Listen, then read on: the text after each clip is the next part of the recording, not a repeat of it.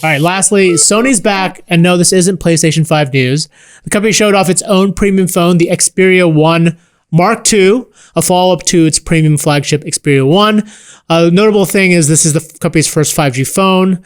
They also announced previewed a second device, right, Elon? They teased it. Yeah. As I think what is that other device? So they talked about something called the Xperia Pro. Yep. So whereas the Xperia 1 Mark II, fantastic name. It's not LG just rolls ThinQ levels, right, but right.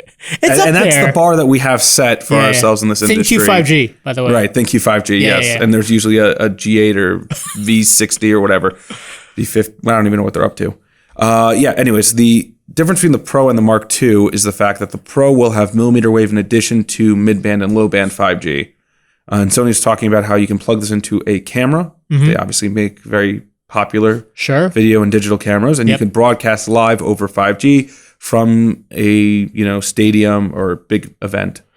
Now, Sony struggled in the US, and we were going back and forth on whether or not what their actual presence was, but it's virtually non-existent. Right. They used to have phones here. They sold a PlayStation phone here, the Xperia Play, way back in the day. That was an exciting phone. I think that was the last time I was ever excited for a Sony phone in the US. Verizon sold it. It had a PlayStation I remember. slide out. I reviewed that phone for the Wall Street Journal back in the day, in the ancient days.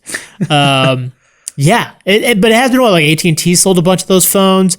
We were just looking up. Verizon does sell a Sony phone, but it came out in 2014. Yeah, they have a phone on their website. It was hard to tell if it's even sold at this point. Yeah, I wonder if you tried to buy it now. They're like, no. It may not even let you. It'll be interesting to see what Sony does with regards to their phones, given that they have PlayStation 5 coming out. Yes. And that you're dealing in a world that now has Stadia with increased support from Google for their gaming platform. You have Microsoft increasing support for xCloud, which is their cloud gaming service around the Xbox that will be launched later this year. I don't know why they didn't just break down and just make a PlayStation phone with cloud service.